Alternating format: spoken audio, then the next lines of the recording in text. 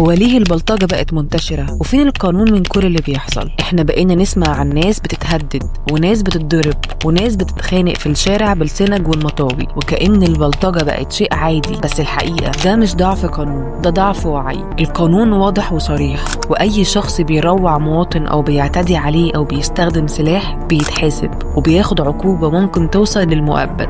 يعني مثلا في سنة 2023 النيابة العامة حبست بلطجية في دار السلام 15 يوم على ذمة التحقيق وتحولوا للجنايات، والحكم طلع بالسجن المشدد لأنهم كانوا بيبتزوا الأهالي وبياخدوا منهم فلوس مقابل الحماية. وفي 2024 واحد كان بيصور فيديوهات في فيصل وهو بيضرب الناس على سبيل الهزار، بس القانون ما اعتبرهاش هزار واتحبس بتهمة نشر الرعب وترويع المواطنين. فاللي يقولك القانون ما بيعملش حاجة قوله لأ، القانون شغال، بس انت لازم تبلغ، لازم تشهد، لازم تكون إيجابي. ما ينفعش نسكت على البلطجة، لأن اللي بيسكت عليها النهاردة ممكن يكون ضحيتها بكرة.